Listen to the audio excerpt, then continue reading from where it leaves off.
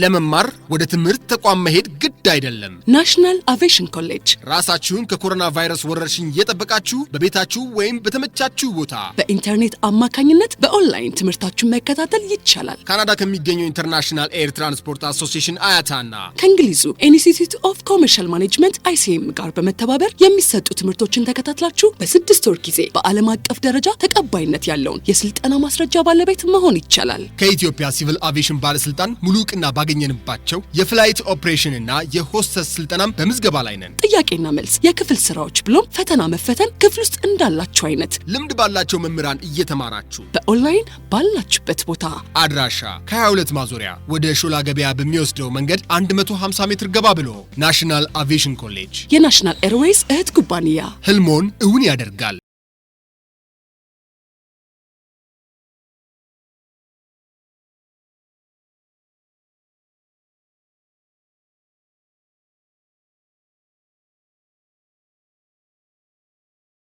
Good morning, everyone. Good morning to you. Previously, I think we have discussed about law of insurance. Yeah, we were talking about various types of insurance that are highly available in most states, and particularly in Ethiopia. ባለፈው እንዳየነው በዓለም ላይ በብዛት የሚገኙ የኢንሹራንስ አይነቶችን እንዲሁም ደግሞ ኢትዮጵያ ውስጥ የሚገኙ የተለያዩ የኢንሹራንስ አይነቶችና we have already discussed about major principles of insurance were discussed last time, and I'm sorry on Thursday I cannot make the class because of some personal problem. So for today I'm going to finalize the law of insurance, and we're going to move on law of employment, or we can call sometimes employment law. That is the first type of. Thank you. So as you have seen last time, insurance were mainly is a method that is. It cannot be a preventive solution, but it can give us a solution after some damage happen. Once a damage or injury happen, insurance is put as systematic means to recover from the damage. And we have discussed some of the main principles, like both parties must work at most good faith. We should be protective to our properties. But because we have insurance, we should not damage our property. Okay? Insured ስለሆንን ኢንሹራንስ ስላለን ንብረታችንን መጉዳት የለብንም። If the accident happened negligently, then the insurance company is not forced by the law to make the payment. The payment is technically called ኢንዴሚኒቲ የምንለው ኢንሹራንስ ካምፓኒዎቹ ዳሜጅ ከደረሰ በኋላ የሚከፍሉትን ክፍያ ነው። So generally speaking, insurance is just to diversify risk. At least we cannot avoid the risk all in all. ሪስክ ጉዳትን ሙሉ ለሙሉ አቮይድ ማድረግ አይቻልም, but at least we can minimize it through diversification of risks. And most importantly, what I want you to understand is insurance is not a gambling. Insurance is not something that we can get some profit out of it. Insurance ትርፍ የምናገኝበት ትርፋማ የምንሆንበት ነገር አይደለም። ከደረሰብን ጉዳት የምናገግምበት መንገድ ነው። This is all about law of insurance. Today we're going to discuss about the fourth special contract. እንደተባባልነው ስፔሻል ኮንትራክት የምንላቸው አራት የኮንትራክት አይነቶች አሉ። The first one was law of sales or contract of sales. የሽያጭ ውል የሽያጭ ስምምነት የምንለው የመጀመሪያው። The second one is law of ምንድን ነበር? ሁለተኛ የተነጋገርነው what was the second special contract?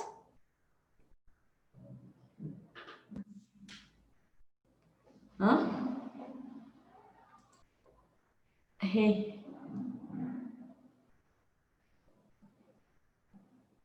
ንገሩኛ። ሁለተኛው የተነጋገርነው ልዩ ውል ያልነው ምንድን ነበር?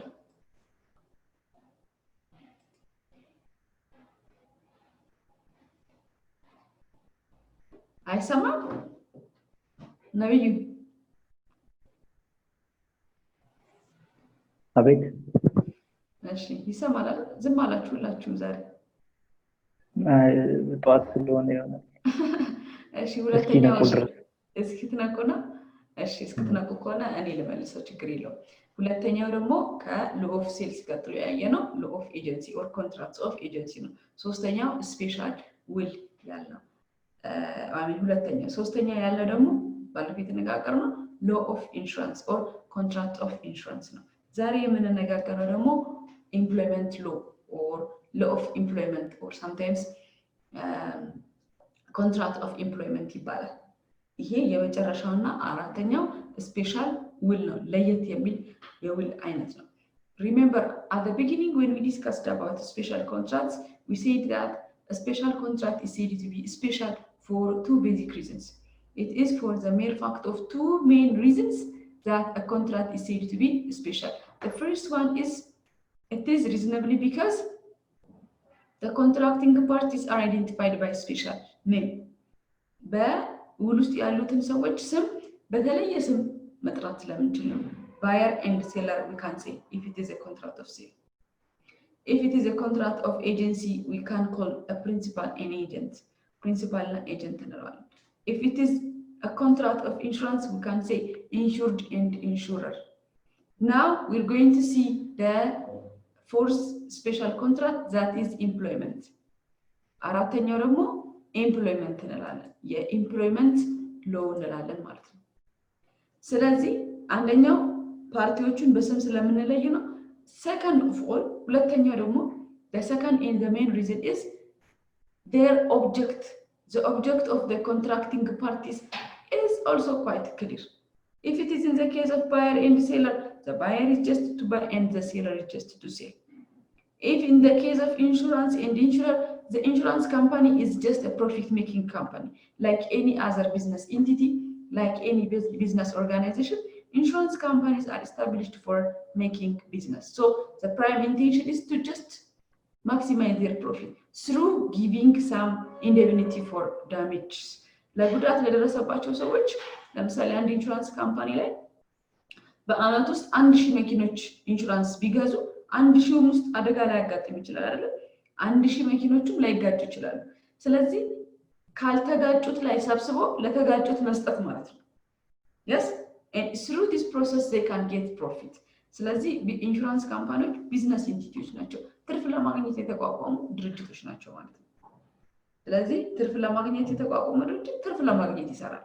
ኢንሹርድ የሆነው ደግሞ ከጉዳት ከከለላ ይጠብቀኛል ብሎ ደግሞ ኢንሹራንስ የገባው ሰው ጉዳት ሲደርስበት ከለላ ያገኛል። this is in the case of insurance. And in the case of principal and agent, the principal did not have enough time probably, or he or she has not enough knowledge about something, therefore they have to ask for an advice. Principal የምንለው ሰው እውቀት ላይ ኖሮ ይችላል፣ በሆነ ጉዳይ ላይ ጊዜ ላይ ኖሮ ይችላል፣ የሆነ ነገር የጎደለው ሰው ሊሆን ይችላል። ስለዚህ በኤጀንቱ አማካኝነት ጉዳዩን ይፈጽማል ማለት ነው። Okay, I am just trying to summarize and make some simile among those four types of insurances. I mean those types of contracts. አራት የተነጋገርናቸውን ኮንትራክት ሲሚሊ ለማመሳሰል አመሳስዬ ለማስረዳት እየሞከርኩኝ። ስለዚህ the final one and the fourth one is employment law. Today we're going to define what is employment law and what are the parties under employment law and what sort of responsibilities each party should carry as a point of discussion for today. ዛሬ የአሰሪና ሰራተኛ ውል የሚባለውን ማናቸው በዚህ ውል ውስጥ ያሉ ሰዎች እና ማናቸው የነዚህ ሁለት ሰዎች ኃላፊነት ግዴታስ ምንድነው የሚለውን እንነጋገራለን ማለት ነው። ፋይን አሁን ነቃብላቻል። እሺ So under contracts of employment, first of all, contracts of employment means employment will ማለት employment law is simply defined as it is the legal relationship between, you can define like this, እንደዚህ ብላችሁ define ማድረግ ትችላላችሁ. It is a legal relationship. Okay, when I refer it is a legal relationship, it doesn't mean that it is an ordinary relationship. Legal relationship ነው ያለው ለምንድን ነው ተራ ግንኙነት አይደለም. It is not an ordinary relationship, but it is a legal relationship. Okay, employment law is, it is a legal relationship created by, it is a legal relationship that created between employee and employer. በቀጣሪና ተቀጣሪ ማለት ነው። በቀጣሪና በተቀጣሪ መካከል የሚፈጠር ህጋዊ ግንኙነት ነው። ይሄ this is just a relationship that can stay for short or long or undefined period of time. ለአጭር ጊዜ ሊቆይ ይችላል። ለምሳሌ ስራው ለሁለት ወር የሚፈጅ ስራ ነው፣ ለሁለት ወር ሊቆይ ይችላል አይደል? ከሁለት ወር በኋላ ግንኙነታችን ያበቃል። ህንፃ መገንባት ነው፣ ቤት ማደስ ነው። የሚሰራውን ቤት ለእድሳት ነው የፈለኩት። ይሄንን ቤት ለማደስ ሁለት ወር ይበቃል። ሁለት ወር ጊዜ ሰጣለሁ። በሁለት ወር ጊዜ ስራውን ሰርቶ ያስረክበኛል። It has defined period of time. It has a beginning time and ending time. And some jobs probably stay for long period of time. አንዳንድ ስራዎች ደግሞ by their nature ለረጅም ጊዜ ሊቆዩ ይችላሉ። like 5 years, like 6 years. ስለዚህ ይሄ ፕሮጀክት የሚያልቀው ለምሳሌ የመንገድ ስራ፣ እኛ ሀገር ደግሞ ታውቃላችሁ የመንገድ የህንፃ ስራዎች በጣም የሚጓተቱ ስራዎች ናቸው። አንድ መንገድ ለመገንባት 2 ዓመት ይሰጣል፣ 3 ዓመት ይሰጣል። ድልድይ ለመስራት 4 ዓመት ይሰጣል። ድልድይና መንገድና እንደዚህ ለማድረግ 5 ዓመት it stay for long period of time. long ምንለው እስከ 5 እስከ 7 ማክሲመም እስከ 7 ዓመት የሚቆይ ስራ ማለት ነው። አንዳንዱ ደግሞ it is undefined መጨረሻ ጊዜ የሌለው። ለምሳሌ አንድ ዩኒቨርሲቲ አስተማሪ ሲቀጠር፣ አንድ ዩኒቨርሲቲ አስተማሪ በሚቀጠርበት ሰዓት we don't know the ending period unless that person dies ካልሞተ በስተቀር ሰውየው the final time is የፔንሽን ታይም የጡረታ ታይም። ስለዚህ it is undefined. it can be 30 years 35 years undefined. አጭርም ሊሆን ይችላል። undefined ማለት ያልተገደበ ያልተገለጸ ማለት ነው። 2 ወር ብለን አልገደብነው፣ 10 ዓመት ብለን አልገደብነው። ስለዚህ what I wanted to emphasize in here is employment law is, it is a relationship. It is a legal relationship between employee and employer which can stay for short, medium and long period of time. Probably for undefined period of time. ላልተወሰነ ጊዜ የሚቆይ ህጋዊ የቀጣሪና ተቀጣሪ ግንኙነት ነው ማለት ነው። Now as usual let's raise one question. እንደ ሁሉ ጊዜው አንድ ጥያቄ እናንሳ። Why we need law here? ህግ እዚህ ጋር ለምን አስፈለገን? ኦኬ የቀጣሪና የተቀጣሪ ሪሌሽንሺፕ ነው። Why we really need to have hello ይሄንን አሁን ነቃብላችኋል መልሱ።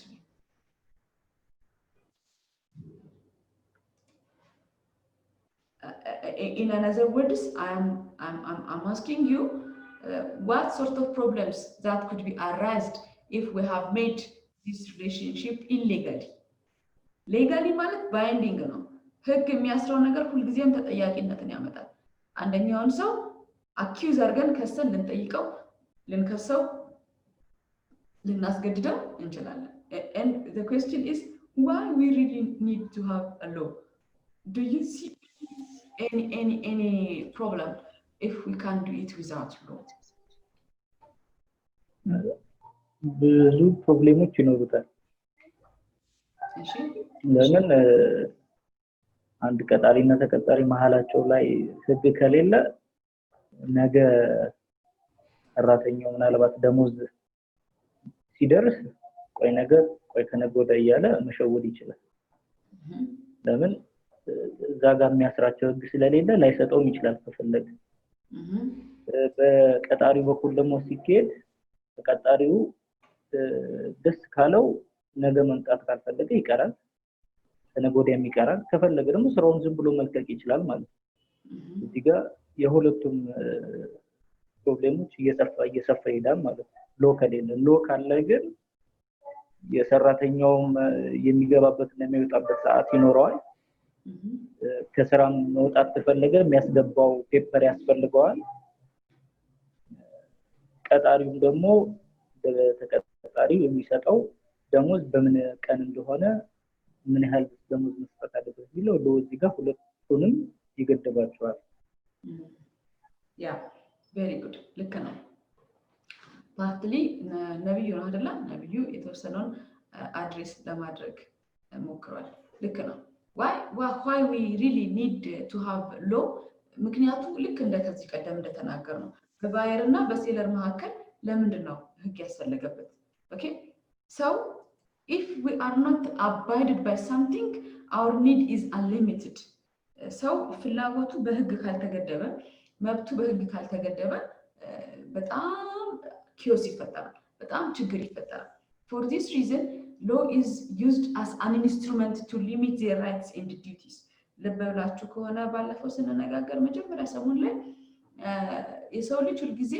ከተወለደበት ጊዜ ጀምሮ እስከሚሞት ጊዜ ድረስ ምን እንደሆነ ብለናል they are exposed we are exposed for rights and duties but these rights and duties must be limited ልክ አንዳንድ የህግ ባለሙያዎች ምን ይላሉ ዶሮዋን እንለቃታለን ግን በረጅም ገመድ ነው የምንለቃት ስቲል ታስራለች ኦኬ የሆነ ግንድ ጋር ታስራለች ነገር ግን ረጅም ነው አሁን ለሷ ምንድነው የሚመስላት ረጅሙ ገመድ ስለሆነ የተለቀቀች ነው የሚመስላት እኛማ አሁን ለምሳሌ we have a right for movement ከቦታ ቦታ የመንቀሳቀስ መብት አለን የመናገር መብት አለን ይሄ የመናገርና የመንቀሳቀስ መብት ግን it is somehow limited የመናገር መብት ስላለኝ ሌላ ሰውን መሳደብ በነገራችን ላይ 1000 ብር ያስቀጣል የሞራል ካሳ ያስጠይቅና የሞራል ካሳ ደግሞ 1000 ብር ነው ክፍያው እስካሁን አልተስተካከለ ስለዚህ ሰውን መናገር ስለምችል ብቻ ተነስቼ ኢንሰልት ማድረግ ከሆነ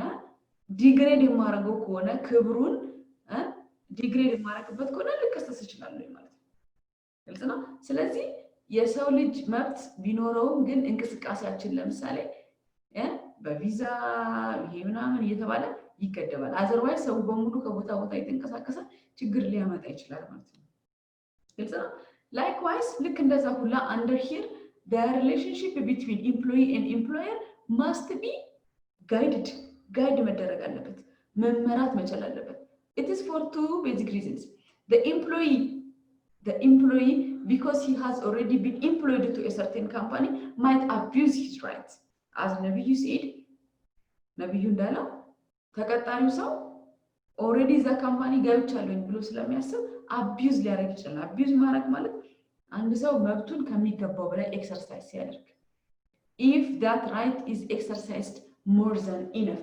ከሚጠበቀው በላይ ኤክሰርሳይዝ የሚያደርግ ከሆነ that is abuse እንለዋለን and on the other hand the employer is somehow financially in a good status than the employee employer ደግሞ ከኤምፕሎይው የተሻለ ፋይናንሻል ደረጃ ላይ ነው ያለው የገንዘብ አቅሙ ስላለው ነው አይደል ያኛውን የቀጠረው ስለዚህ he can abuse the employee's rights የኤምፕሎይውን ራይት የቀጠረውን ሰውዬ መብት ሊጫነው ይችላል ከሚገባው ሰዓት በላይ ሊያሰራው ይችላል ኦኬ ፕሮፌሽናሊ ከተቀጠረበት ሙያ ውጪ ሊያሰራው ይችላል ኦኬ ፕሮፌሽናሊ ሲቹዌት ካረገበት ውጪ ወስዶ ሊያሰራው ይችላል አዲስ አበባ ላይ ነው ኮንትራክት የተፈራረሙት ግን ድሬዳዋ ወስዶ ሊያሰራው ይችላል and so on for these and other reasons the relationship must be guided legally relationship ምንድነው መሆን ያለበት በህጉ መሰረት ጋይድድ መሆን አለበት ማለት ነው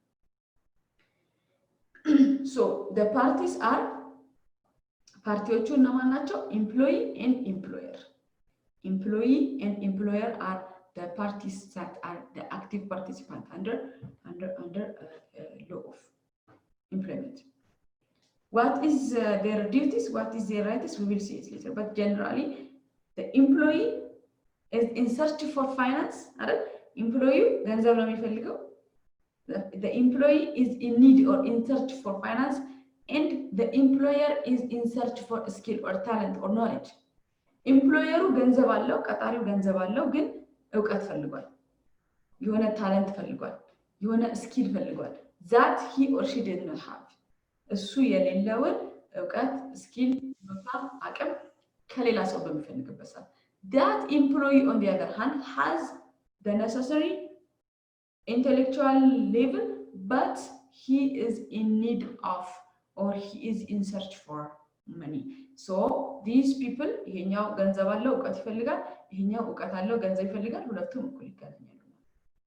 that is their motive that is their objective that is their mission that is their aim ይሄ ሁለቱም ሰዎች ያገናኛቸው ኦብጀክቲቫቸው አላማቸው ይሄ ነው ማለት ነው so employment law በጣም ሰፊ ነው በጣም ብዙ ነገር ያለበት ብዙ ክርክር የሚነሳበት ብዙ ጭቅጭቅ የሚነሳበት ነው ለእናንተ ለቢዝነስ ሰዎች በተቻለ መጠን በጣም በትንሹ ለመናገር ለማስረዳት እሞክራለሁ እንዳልኳችሁ employment law የአንድ ሴሚስተር ትምህርት ነው ዛሬ ግን በአንድ ሰዓት ለመጨረስ እንሞክራለን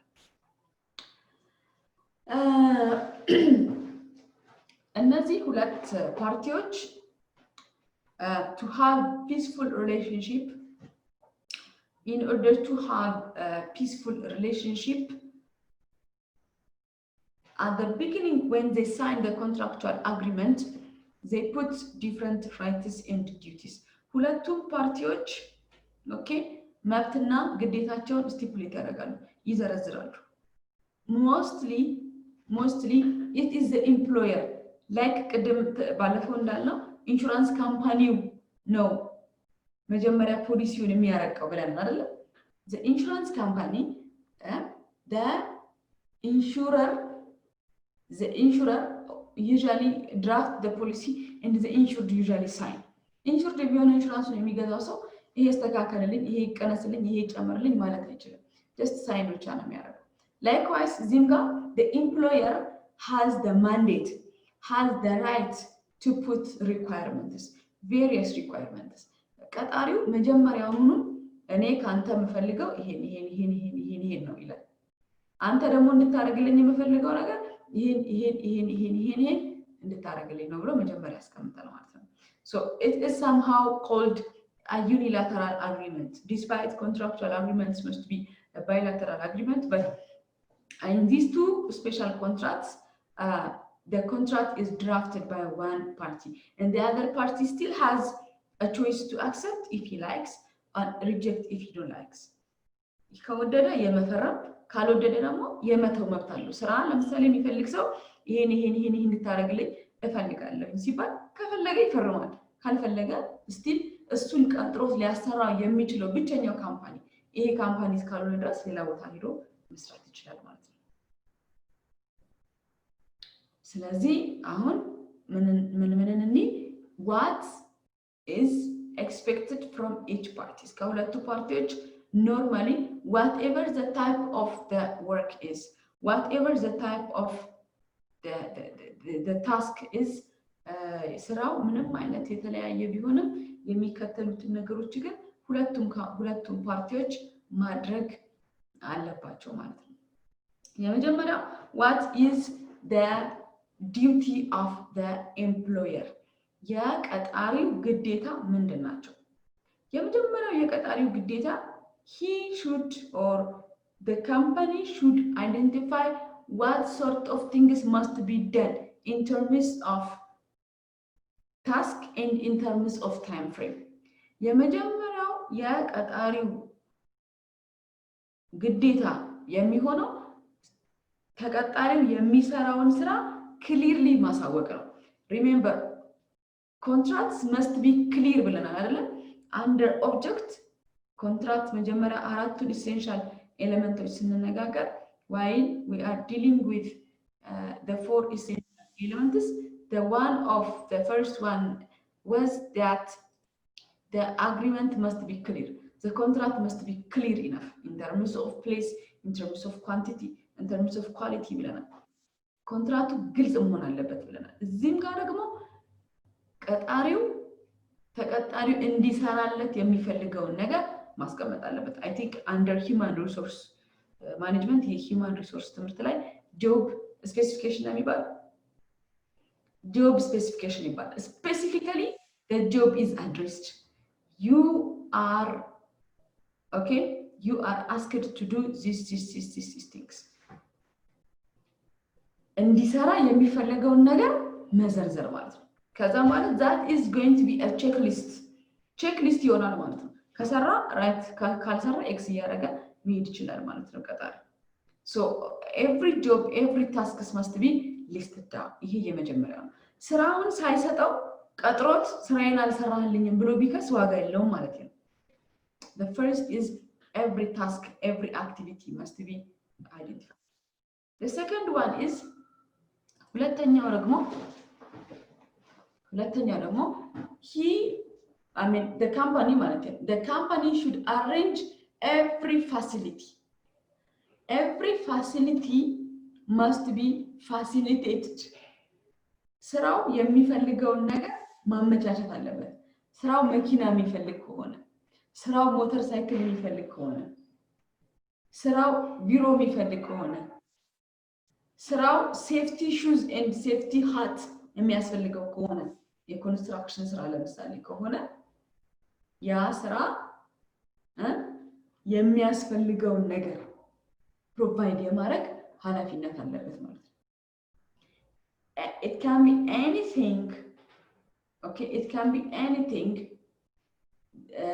that is required, that the job needs must be facilitated by the employer. Employer ለስራው የሚያስፈልገውን ነገር በሙሉ ማቅረብ አለበት ማለት ነው። ለስራው የሚያስፈልገውን ነገር ሳያቀርብ በመቅረቱ ምክንያት ስራው ባይሰራ employee ተጠያቂ አይሆንም ማለት ነው።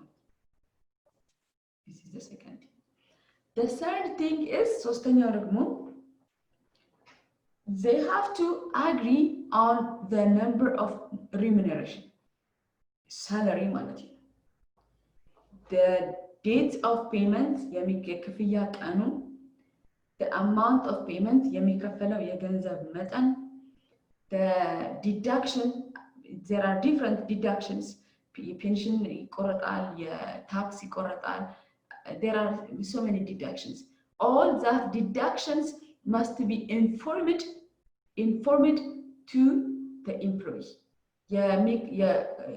Gross salary የሚቆረጥበት any number, anyways, any allowances, any deduction. ለምሳሌ አንዳንድ ካምፓኒዎች የመኪና ነዳጅ ይሰጣሉ። ለመኪና ነዳጅ ይሄን ያክል ብር ይላሉ። ያ ቁጥር አንዳንዴ ከፍ አንዳንዴ ዝቅ ይላል።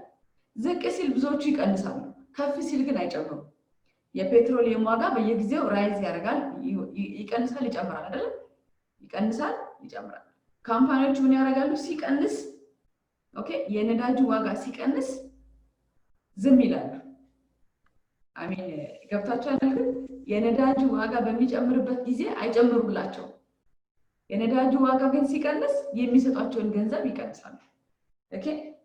እንደዚህ አንዳንድ ጊዜ እንትኖች ያጋጥማሉ። ስለዚህ አማውንቱ with probability መቀመጥ አለበት if there is some fluctuations ካሉት።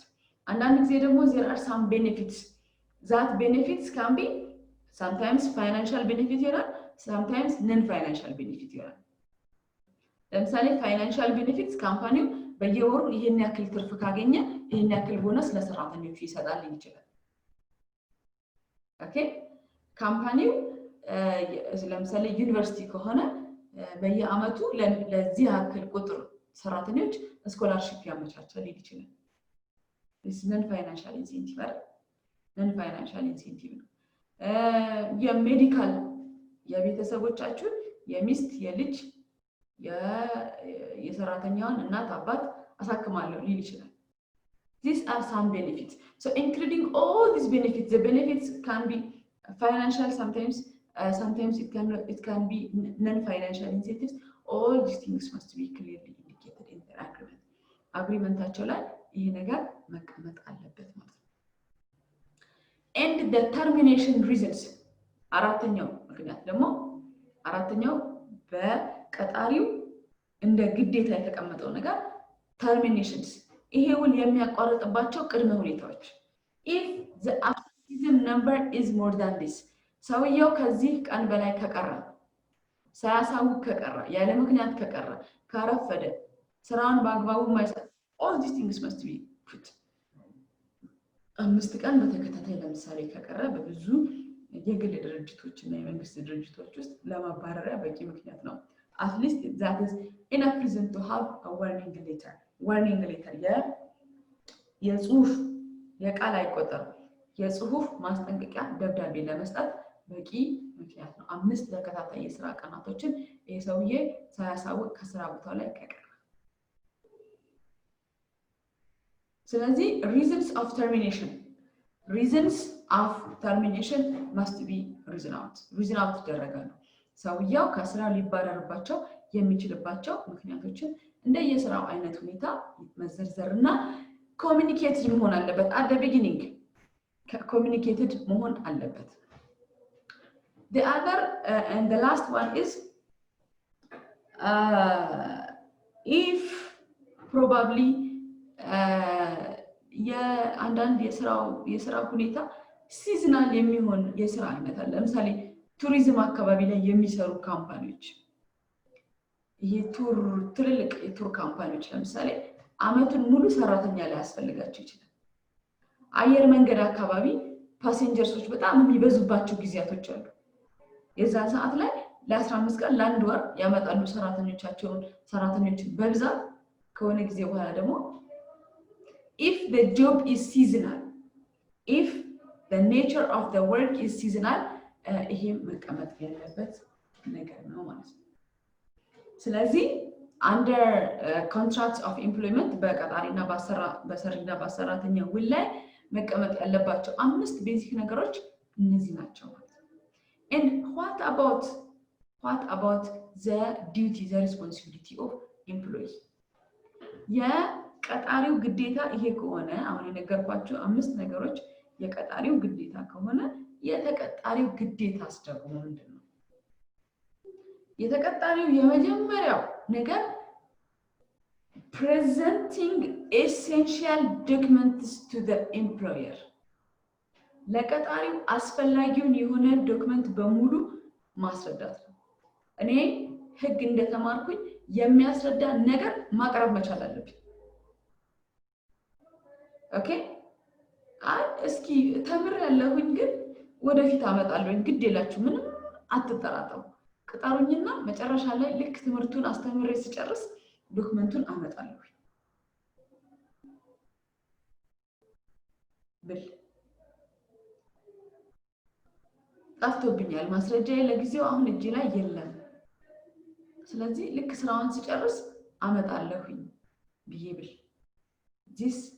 በዚህ ምክንያት እንደዚህ ብሎ አግባብቶ ተቀጥሮ ችግር ቢመጣ ችግሩ የሚሆነው የአመልካቹ ሳይሆን የተቀባዩ ነው ማለት ባለፈው ነገራችኋለሁ ሎጂስቲክስ ካምፓኒ ላይ አንድ ሰውዬ የተማረው ምንድን ነበር ያልኳችሁ ኢትዮጵያ ሎጂስቲክስ እንትን ይባላል ወደ ለጋራ አካባቢ ያለ አንድ ትልቅ ድርጅት ሎጂስቲክስ ላይ የሚሰራ በሎጂስቲክስ የመጀመሪያ ዲግሪ ያለው ብሎ ቫካንሲ አወጣ ሰውየው የተማረው ሊንጉይስቲክስ ነው ሎጂስቲክስ ሳይሆን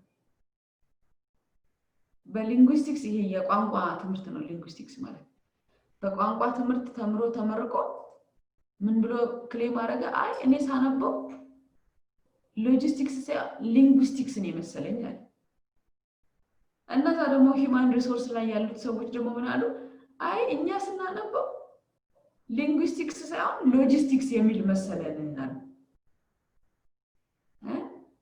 ይሄ አሁን the problem lies with the screening process screening ላይ ይሄ human resource ላይ ስትማሩ first the vacancy must be posted at least for 15 days ለ15 ቀን የሚቆይ ቫካንሲ መውጣት አለበት ሰው ከመቀጠሩ በፊት የማህበራዊና ሰራተኛ እንትን ሚኒስቴር ያወጣው አዋጅ ነው ይሄ በአዋጅ ሰው ሲቀጠር ቢያንስ 10 የሥራ ቀናቶች መሰጠት አለበት አፕሊካንቶችን ለመሰብሰብ the vacancy must be posted on notice board ሊሆን ይችላል ጋዜጣ ሊሆን ይችላል in any media that can have mass access ብዙ አክሰስ ባለበት ቦታ ላይ መለጠፍ አለበት በፌስቡክ ሊሆን ይችላል በማስ ሚዲያ ሊሆን ይችላል በሬዲዮ በቴሌቪዥን whatever So after that, the vacancy has already posted, then applicants will apply, and then the screening process will be gone.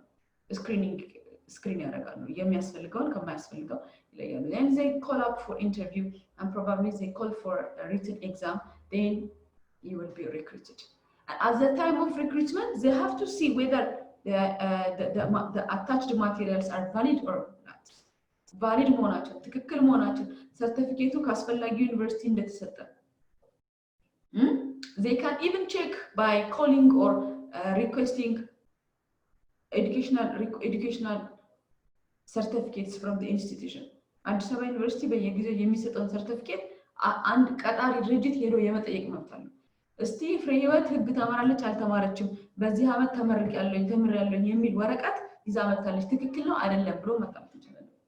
ነብዩ ከናሽናል አቪዬሽን ትምህርት ቤት ተምሬያለሁ ዲግሪ ያለኝ እያለ ነው፣ እውነት ነው ወይ ብለው መጠየቅ አለባቸው። ቅርብ ጊዜ ሀፕን ያደረገውና ሰምታችኋል አይደለ? በቴሌቪዥን በጣም ብዙ አስተማሪዎች የተማሩ አስተማሪዎች አይደሉ፣ በተለያዩ ሃይ ስኩሎች በተለያዩ ፕራይመሪ ስኩልስ አሰስ ሲደረግ ብዙዎቹ አስተማሪዎች ምንም አይነት የትምህርት ግራውንድ የላቸውም። አብዛኛው የተገኘው እንደው የመንግስት ትምህርት ቤቶች ስፔሻሊ ፕራይመሪ ስኩል ላይ ፕራይመሪ እና ሃይ ስኩል ላይ በብዛት ብዙ አስተማሪዎች ለረጅም ዓመት ሰርተዋል፣ but they don't have any document. I don't know how they can be recruited at the beginning. እንዴት ሪክሩት እንደተደረጉ ራሱ አይታወቅም። ይሄ it was a news once upon a time, few months ago. ቅርብ ጊዜ ነው፣ የዛሬ ዓመት አካባቢ ትልቅ አጀንዳ ነበረ። መንግስት መስሪያ ቤት ውስጥ ያሉ ሰዎች ምንም አይነት የትምህርት ሰርቲፊኬት የላቸው። ስለዚህ ይሄንን የማጣራቱን ኃላፊነት ህግ የሚጥለው ማላይ ነው፣ ቀጣሪው ላይ ነው። ለምን? ተቀጣሪውማ ስራ አጥ ነው፣ ቺት ሊያደርግ ይችላል፣ ፎልስ ዶክመንትም ሊያመጣ ይችላል፣ ፎርጀሪም ሊያመጣ ይችላል። ስለዚህ ማስረጃውን የማጣራት ኃላፊነት ማን ላይ ይወድቃል? ቀጣሪው ላይ። The employer has the responsibility to check and recheck whether the documents are correct, true and valid or not. ትክክል ነው አይደለም የሚለውን ድርጅቱ ማጣራት መጠየቅ አለበት ማለት ነው። ይሄ መጀመሪያው ነው። ሁለተኛው ከተቀጣሪው የሚጠበቀው ነገር ትክክለኛ ማስረጃ ማምጣት ነው። እንዳልኳችሁ ትክክለኛ ካልሆነ ኮንሲኩዌንሱን ራሱ ይወጣል። ሁለተኛው አይቶ ተስማምቶ ከሱ የሚጠበቀውን ነገር ነው መፈረም ያለበት። እኔ በጣም ስራ ትቼ ነበር፣ ይኸውላችሁ እንደምታውቁት በጣም ስራ ከማጣት የተነሳ ኮንትራቱ ሳላየው እኮ ነው የፈረምኩት፣ ይሄ ቅዳሜና እሁድ ስራው መግባት አለብሽ እንደሚል አላየሁትም ነበር፣ ለካ ቅዳሜና እሁድ ግቢ ይላል። እኔ ቅዳሜና እሁድ ደግሞ አይሁድ ነኝ ስራ አልሰራም ለምሳሌ ሊል ይችላል አንድ ሰው። ከስራ ሰዓት ውጪ ኤኒ ታይም ቢፈለግ እንደምፈለግ አላየሁትም፣ አላነበብኩትም ነበር። አለማወቅ ከተጠያቂነት አያድንም ነው የሚባለው። ስለዚህ every article that the employer provided, employer provide ያደረገኝን እያንዳንዱን አርቲክል ማንበብና አንደርስታንድ ማድረግ፣ ካልገባኝ መጠየቅ አለብኝ። ለምሳሌ at the time of emergency ይላል አንዳንድ ስራዎች። ለምሳሌ ፖሊሶች፣ ለምሳሌ የህክምና፣ አሁን እንደውም ሪሴንትሊ እያጋጠመን ባለው ነገር ምሳሌ መስጠት ይችላል። በዚህ ሰዓት አሁን ለምሳሌ ሰራተኞች ፖሊስነት አንድ ሰው ሲቀጠር ትሬኒንግ ሲወስድ፣ ሐኪም ስትሆን አንዲት ሴት ነርስ ስትሆን in the time of emergency they cannot ask for permission, ፈቃድ የመጠየቅ መብት የላቸውም። አገር ችግር ላይ በወደቀችበት ሰዓት ለምሳሌ ሐኪሞች ለምሳሌ በዚህ ሰዓት እኔ ግንቦት ላይ እንግዲህ እንደምታውቁት የሰርግ ወቅት ነው፣ ግንቦት ላይ ላገባ ነው፣ ስለዚህ ፈቃድ ይሰጠኝ ብሎ መጠየቅ የለበትም። while the state is at such chaos፣ ሀገሪቱ እንደዚህ አይነት የጤና ቀውስ ባጋጠማት ሰዓት ላይ ሐኪሞች ፈቃድ መውጣት አይችሉም። ለምሳሌ why? It is because for the interest of the mass, the interest of mass must be up and the interest of minorities must be under. ስለዚህ ፖሊሶች፣ ወታደሮች ለምሳሌ ሀገሪቱ ጦርነት ላይ እያለች ለምሳሌ ያሉት ሶልጀሮች በሙሉ ፈቃድ እንውጣ ብለው መጠየቃቸው እንደዚህ አይነት ሲቹዌሽኖችን ያላገናዘበ ጥያቄ መጠየቅ የለበትም ማለት ነው ኤምፕሎይ if there is some it might be national problem it must be company problem አሁን የተናገርኩት ናሽናል ፕሮብለም ነው አገር አቀፍ ዓለም አቀፍ እንደውም እንጂ አይደል አገር አቀፍ ችግር ሲያጋጥም ዓለም አቀፍ ችግር ሲያጋጥም አንዳንዴ ደግሞ the problem is only with the company ካምፓኒው ላይ ብቻ ሊሆን ይችላል ችግሩ ናሽናል አቪዬሽን ኮሌጅ ለረጅም ዓመት ፕሮፊታብል ነበር ነገር ግን ዘንድሮ በጣም ከሰረ ሲከስር ይሄን አጋጣሚ ተጠቅመው ሰራተኞች ኢንተረስታቸውን ሪፍሌክት ማድረግ የለባቸው ማለት ይሄ ሁለተኛ ነው what if problem happens what if dispute happens በዚህ መሃል ጠብ ያጋጥምስ if the employee is treated in a bad way what is going to be the solution ብዙ ጊዜ ቀጣሪዎች ይከሳሉ የቀጠርኩት ሰው እንደዚህ አረገኝ ብሎ ይከሳሉ በተቃራኒ ደግሞ ተቀጣሪዎች ቀጣሪ እንደዚህ ያረገኝ አቢዩዝ አደረገኝ ብለው ይከሳሉ እና የዚህ ጊዜ ሶሉሽኑ ምን የሚሆን ይመስላችኋል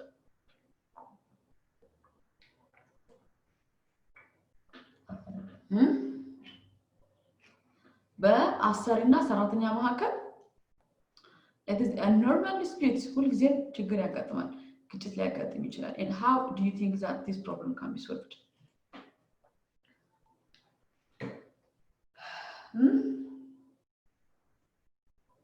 የዚህ ጊዜ የሚገለጠው ምናቸው ነው it is their contractual agreement አግሪመንታቸው አንዳንድ ኮፒ ኦሬዲ መጀመሪያ ላይ ተሰጥቷቸዋል በዛ መሰረት ትሪት ሊደረጉ ይችላል ነገር ግን አንዳንዴ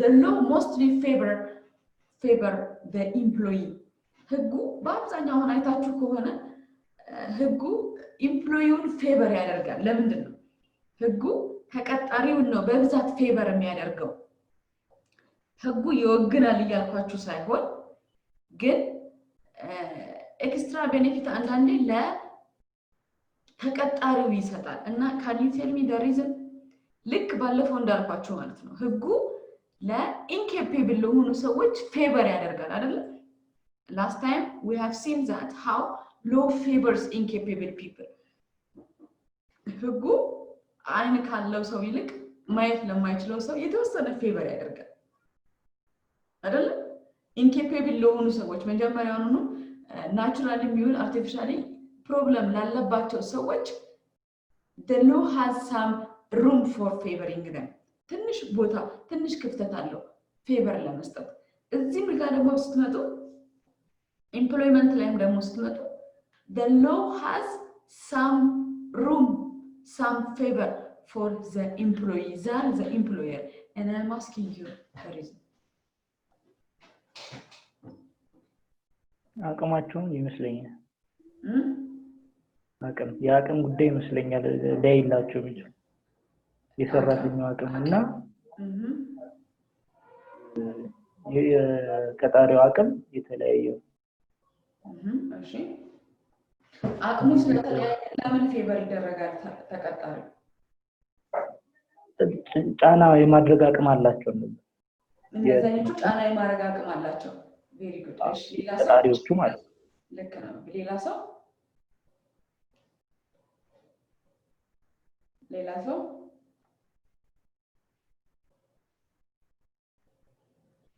ብዙ ወርቅ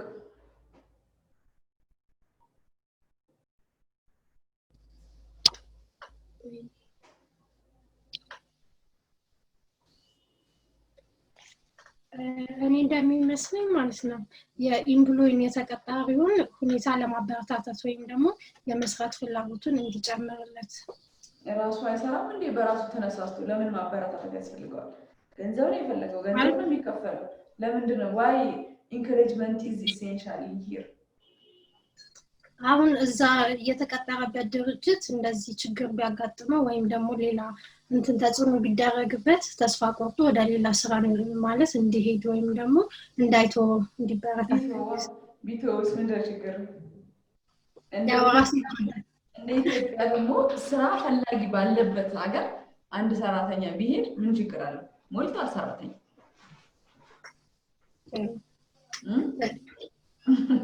እሺ ሌላ ሰው ሀና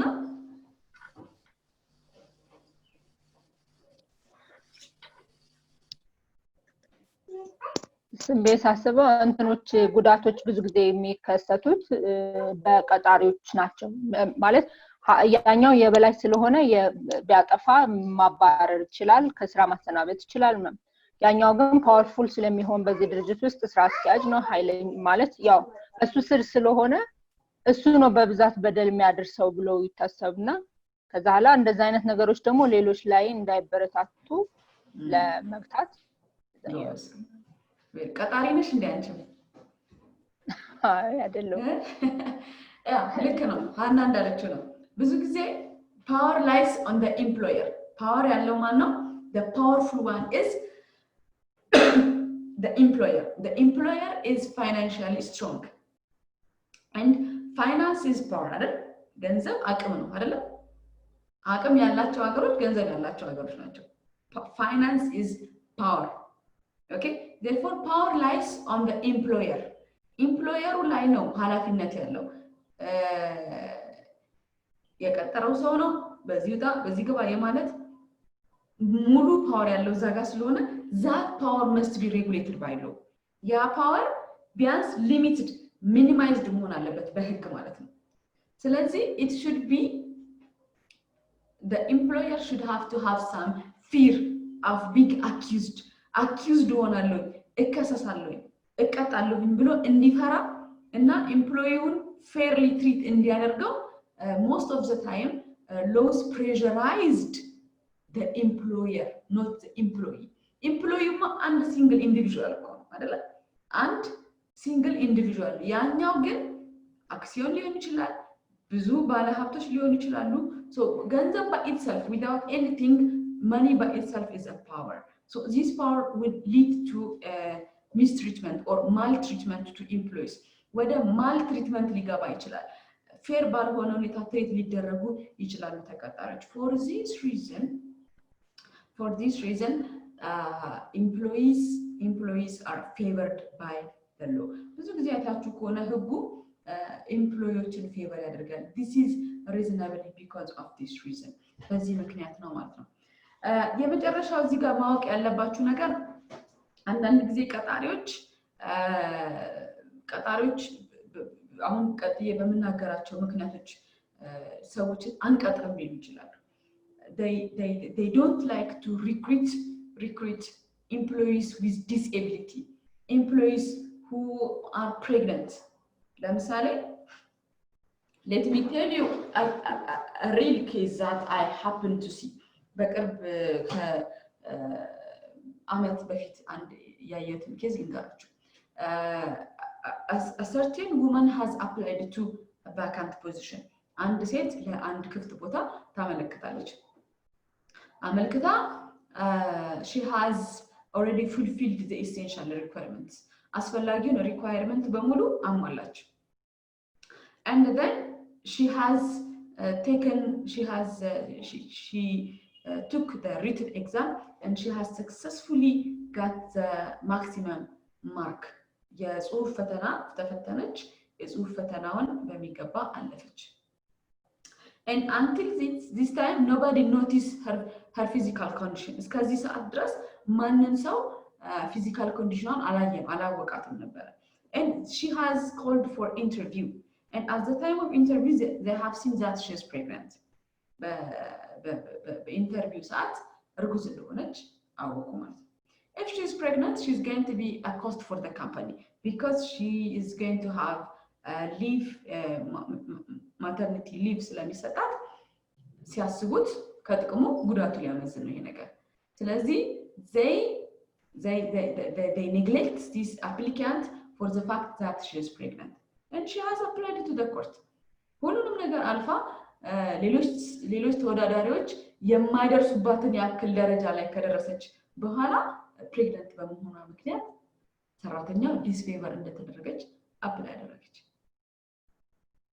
you see አንዳንድ ጊዜ ሰራተኞችን ካምፓኒዎች እንደዚህ አድርገው ሚስትሪት ሊያደርጉ ይችላሉ and what if the same scenario አሁን የነገርኳችሁ ሴናሪዮ ያዙትና ልክ የኢንተርቪው ሰዓት ላይ ስትመጣ እቺ ሴት እርጉዝ ሳትሆን ማየት የተሳናት ናት ብለን እናስብ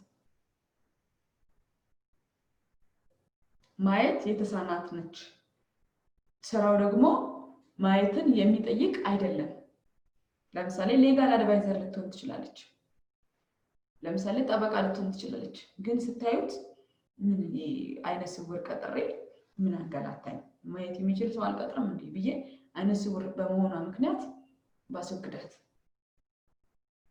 ወይም ደግሞ let's say that she is handicapped መሄድ አትችልም እንበል ያለው ህንጻው ደግሞ ፎቅ ላይ ነው ህንጻው አራተኛ ፎቅ ላይ ነው ቢሮዋ ስለዚህ ለሷ ለብቻዋ ወደዛ የሚያወጣ የሚያወርድ አሲስት የሚያረጋት ሰው ለምን እንቀጥራለን እንደዚህ በሚል ምክንያት ሰራተኞችን እንኳን ማባረር አለመቅጠር ራሱ አይቻልም መጨረሻ ላይ አሁን የነገርኳችሁ እርጉዟን ሴት በግድ እንዲቀጥራት ነው ካምፓኒው የተገደደው በግድ ቅጠራት if she has already fulfilled all the requirements that you have posted then you have legally forced to make a recruitment ግልጽ ነው do you have any question in here any question ጥያቄ ነበር ግራም ይገባ ነገር የለውም እዚህ ጋር እሺ ስራፌል እነሱ ምናልባት ካልፈለጉ እሷን ለመቅጠር ሌላ ምክንያት እንዴት ነው ማዘጋጀት ያልቻሉት ለምሳሌ አንድ ሰው ትምርቱ ፈተናው ምናምን ሳይሆን አቲቲዩዱ ሳይቀር መፈተን አለበትና በዛ ነገር መጣ እንዴት አይችሉም እነሱም እኮ ሲጥሉ በነገራችን ላይ ያው እንግዲህ ስናይሽ እርጉዝ ደሞኛ መቅጠር አንፈልግም ስለዚህ አንቀጥርሽ ነው ስራፌል እንደዚህ ሚሉ ይመስላል ሳይሆን አይደለም ከህግ አንፃር ለምንድነው ያንን አስተያየት የማያረግላቸው ለምንድነው እንደው ጥሩ ምሳሌ ልስጥህ አሁን schools are closed all private and public schools universities are closed because of the problem but companies are forced by the law to make the normal payment and why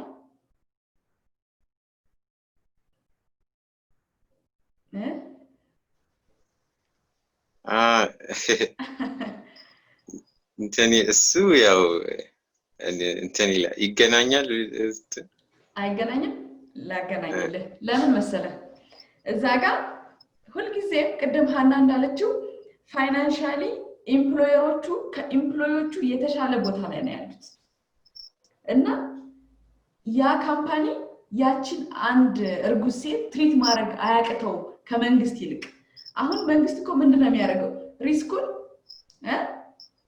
ከራሱ ወደ ካምፓኒ ነው ዲስትሪቢዩት ያደረገ ያለው ለምን government cannot solve all the problem of the world መንግስት ሁሉንም የሀገሪቱን ችግር ሶልቭ አድርጎ መፍታት አይችልም ስለዚህ ምን ያደርጋል ዳይቨርሲፋይ ያደርጋል ለምሳሌ አንድ ምሳሌ ልንገር አሁን አንተ ተማሪ ነህ ስራም ሊኖርህ ይችላል እናትና አባትህን የመያዝ ህጋዊ ግዴታ አለብህ እናትና አባትህ ራሳቸውን ማስተዳደር ባይችሉና መንገድ ላይ ቢወድቁ አንተ ትጠየቃለህ አንተ ያስተባላለህ ተቃለኝ አላውቅም እናት አባት ኢሚዲየት ወንድም እህቶቻችንን የመያዝ የማኖር ግዴታ አለብን ገንዘብ የምናገኝ ስራ ያለን ሰዎች አጠገባችን ያሉት እነዚህ አራት ሰዎች ወንድምና እህቶቹ ባይዘው 10ም ሊሆኑ ይችላሉ እናትና አባት ግን አንድ ነው ሊሆኑ ይችላሉ ስለዚህ እናትና አባታችንን ወስዶ ከመንገድ ላይ አንስቶ የማኖር የመያዝ ህጋዊ ግዴታ አለብን ልክ ለምሳሌ አንተ ልጅ ቢኖርህ ልጅህን መያዝ ባትችል መሬት መንገድ ላይ መጣላል ትችላል ህግ ይጠይቃል ልጅህን ስለጣልክ አይደል በተቃራኒው ደግሞ እነሱ ሲያረጁ ራሳቸውን መንከባከብ በሚያቀታቸው ሰዓት ልጆች እናትና አባታቸውን የመያዝ ህጋዊ ግዴታ አለባቸው። ለምንድን ነው እንደዛ የሚያደርገው? መንግስት አሁን ችግሩን ምን እያደረገ ነው ያለው? ዲስትሪቢዩት እያደረገ ነው። እነዚህ ቤተሰብ የሚጥላቸውን ልጆች መንግስት ሰብስቦ መያዝ አይችልም ሁሉንም አይደለ? ስለዚህ ወደ ማን ያስተላልፋል? ወደ ወላጆቻቸው ያስተላልፋል። ገባ? ግልጽ ነው ሱራፌል? አርጅተው በእርጅና ምክንያት ራሳቸውን መንከባከብ ያቃታቸውን ሰዎች ልጆቻቸው እንዲንከባከቧቸው ሪስኩን ነው ኃላፊነቱን ከራሱ ወደ ብዙ ሰዎች ያሸጋሽጋል ማለት ነው። አሁን እነዚህም ጋር ስትመጣ ደግሞ ኦኬ ትምህርት ቤት ተዘጋ፣ ስራ ተዘጋ ምናምን በቃ እነዚህ ሁሉ ሰዎች unemployed ቢደረጉ it's going to be the burden of the government። መንግስት ከማን ታክስ ይሰበስባል? እነዚህ ሰዎች ካልተቀጠሩ አይደል? እነዚህ ሰዎች ገንዘብ ካልተከፈላቸው ከማን ገቢ ያገኛል? unemployment ሌቭሉ በፊትም አሳሳቢ ነው። አሁን በዚህ ችግር ምክንያት ደግሞ ይበልጥ አሳሳቢ ከሆነ the state will be at maximum chaos። ስለዚህ ህግ የሚያደርገው ምንድነው? መንግስት የሚያደርገው ምንድነው? ችግሮችን ዳይቨርሲፋይ ማድረግ። አንድ ሰው ላይ ብዙ ችግር ከሚከማች የተለያዩ ሰዎች ቢይዙት ይቀላል ማለት ነው። when we come to your question አሁን ወደ ተጠየቀው ጥያቄ ስንመጣ እችን አይነ ስውር ሴት እችን እርጉዝ ሴት ቀጣሪው አይነ ስውር ስለሆንሽ አልቀጥርሽም አይላት። እርጉዝ ስለሆንሽ አልቀጥርሽም አይላት። they try to come up with some solid reason አሳማኝ የሚሆን ምክንያት ይፈልጋሉ፣ መፍትሄ ይፈልጋሉ። ኦኬ ግን when you understood the real case, when you really see the real fact, it is because the employee is blind። ሰራተኛዋ ያመለከተችው ልጅ አይነ ስውር ስለሆነች ነው አልቀጥርም የሚላት። አይነ ስውር ለሆነ ሰው ካምፓኒው should prepare a computer that can adapt for a blind person። አይነ ስውር እንኳን ብትሆን ያቺ ሴት ለአይነ ስውር የሚሆን ቦታን ማመቻቸት አለበት። ቅድም ምን ብያችኋለሁ? ሁለተኛው ግዴታ ለስራው የሚመች ነገርን ማመቻቸት ነው። ስራው ኮምፒውተር ይፈልጋል፣ ኮምፒውተር መስጠት አለበት። ኮምፒውተር ሲሰጣት ግን she is not visually good, she is visually impaired ነች። ስለዚህ ለአይነ ስውር የሚሆን ኮምፒውተርን ማዘጋጀት አለበት ማለት ነው። ስራው ቢሮ ሊፈልግ ይችላል፣ ቢሮ ማመቻቸት አለበት። ቢሮ ሲያመቻች ግን ፎቅ ላይ ነው፣ 8ኛ ፎቅ ላይ ነው። 8ኛ ፎቅ ደግሞ ክላይምብ ማድረግ አትችልም ልጅቷ። ስለዚህ መሬት ላይ ግራውንድ ላይ እሷ ወክ አድርጋ ልትሄድ የምትችልበት አይነት ቢሮ የማዘጋጀት ግዴታ ቀጣሪዎች ላይ ይቀር ማለት ነው። ለምንድን ነው ይሄ የሆነው? አሁንም ዲስኤብል የሆኑ ሰዎች መጀመሪያውኑ ችግር አለባቸው። they are disabled physically. if they are not recruited ስራ ካልተቀጠሩ ግን if they are not recruited, it's going to be an extra burden for government። ገባህ ዲር ሱራፌል? እነዚህ ዲስኤብል የሆኑ ሰዎች ችግር አለባቸው። መንግስት አሲስት ያደርጋቸዋል፣ በነፃ ዊልቸር ያመጣላቸዋል፣ በነፃ መድኃኒት ያመጣላቸዋል፣ የተለያየ ነገር ይረዳቸዋል። የአይነ ስውር ብሬል ያመጣላቸዋል፣ መጻፊያውን ምናምን እየረዳቸው ነው እዚህ ሌቭል ላይ የደረሱት። ዩኒቨርሲቲ እያሉ እየተረዱ ነው። ልጆች ህፃናት እያሉ የተለያዩ ለአይነ ስውር ትምህርት ቤቶች የተዘጋጁባቸው ቦታዎች ላይ አስገብቶ ነው ያስተማራቸው። ትምህርታቸውን ሲጨርሱ ደግሞ አይነ ስውር በመሆኗ ምክንያት አንድ ካምፓኒ አልቀጥረም ካላት ምንድን ነው የምትሆነው? እቺ ሴት ለመንግስት ነው በርደን እየሆነች ያለች ማለት ነው። you got it? now it is related, it is linked። አሁን ተገናኝ የአካል ጉዳት ያለባቸው ሰዎች እኔ አሁን ማምነው አይነ ስውር ሆናት ስራውን በትክክል መስራት ከቻለች ኮምፒውተሩም ቢሆን ኦፊስም ቢሆን የፈለገችውን ነገር ማሟላት ግዴታ አለባቸው። አሁን ትንሽ እቺ እርጉዝ የሆነች ሴት የሚለው ጥያቄ ላይ ብቻ ነው። አሁን እንዴት ነው ገና እንደገባች 6 ወር ረፍት ይመስለኛል የሚሰጣቸው። ረፍት የምትወጣ ከሆነ ስራውን ልትሰራ አትችልም ነው ይቺ ልጅ። ዝም ብሎ ለመክፈል ያህል ካልሆነ በስተቀር በቃ ወጣች እኮ እንደገባች ትወጣለች ነው። ለምሳሌ 9 ወር አንዳንድ ካምፓኒዎች ጋር ስንሄድ ሜዲካል ሙሉ ህክምና እንድናመጣ ይጠይቁናል። ሙሉ ቼክአፕ ያስደርጉናል አይደል? ሙሉ ቼክአፕ ያስደርጉናል። አሁን አንዳንድ ቦታዎች ላይ HIV ለምሳሌ አንድ ሰሞን ላይ ችግር ነበር። HIV ያለባቸውን ሰዎች አይቀጥሩም ነበር ሰዎች ካምፓኒዎቹ HIV ያለባቸውን ሰዎች አይቀጥሩም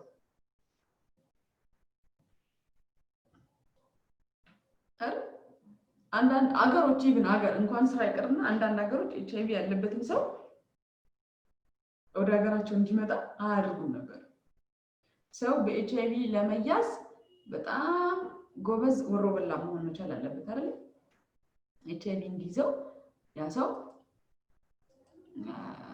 እንደው ብዙ መጣር ነው ከበሽታው ይልቅ ግለሰቡ መጣር ያለበት ይመስለኛል ብዙ መልከም ያለበት ይመስለኛል nowadays these all laws are banned እነዚህ ሁሉ ህጎች አሁን በዚህ ሰዓት ባን ተደርገዋል ሰዎች ኤችአይቪ ቢዛቸው ከሀገር ሀገር መሄድ ይችላሉ ካምፓኒዎች ላይ መቀጠር ይችላሉ አሁን እርግዝና ላይ በጣም የእርግዝና ፔሪዳቸው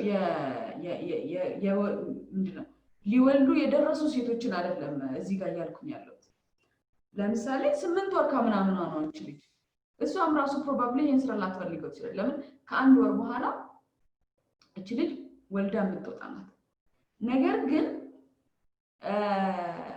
ሪዝነብል ባልሆነ መንገድ ለምሳሌ የሁለት ወር የሶስት ወር እርጉዝን ሴት ለምሳሌ ማባረር አይችልም እስከ I think if I'm not sure እስከ 7 ወር ድረስ የእርግዝና ፔሪድ በሰው ልጅ ከ9 እስከ 10 ወር ነው እርግጠኛ አይደለሁኝም ግን I think በሜዲካሊ በዊክስ ስለሆነ የሚቆጠረው እስከ ተወሰነ ዊክስ ድረስ የመቀጠር መብት አላት it is indicated by weeks በዊክስ ነው መሰለኝ እርግዝና ካውንት የሚደረገው ሜዲካሊ ሶ እዛ ዊክስ ላይ ያለችን ሴት አይደለም ይያልኩኝ ያለውት ሱራፊል ልትወልድ ያደረሰች በጣም የ3 ሳምንት እድሜ ይቀራታል የ2 ሳምንት እድሜ ይቀራታል አይነት ሰውም አይደለም ይያልኩኝ ያለውት ግን ገና ፊዚካሊ ታይታ እርጉዝ ብቻ ስለሆነች ኔግሌክትድ የሚደረጉ ከሆነ ፊዚካሊ ገና ስታያቸው አይነ ስውር በመሆናቸው ምክንያት ፊዚካሊ ገና ስትታይ በዊልቸር የምትሄድ ሴት ስለሆነች ዲስፌቨር ማድረግ በህጉ ያስጠይቃል that's my point ሌላው ብዙ ጊዜ በፍርድ ቤት ፊት በጣም አጨቃጫቂ አከራካሪ ሰዎችን ብዙ ጊዜ የሚያመላልሳቸው ነገር misuse of properties ነው misuse of properties ሰራተኛው የተሰጠውን መኪና ፕሮፐርሊ አይጠቀምበት ቀዳሚና ሁሉ ሶደር ይሄድበታል አመላልስ ከተባለው ሰው በተጨማሪ ሌላ ሰው ጭኖ ይወስዳል ያመጣል እንደውም አንድ ጊዜ ምንድነው በጣም ጠንካራ መኪና ምንድነው ተብሎ ተጠየቀ ታውቃላችሁ ይሄን ነገር ምንድነው በጣም ጠንካራ መኪና የትኛው መኪና ነው በጣም ጠንካራ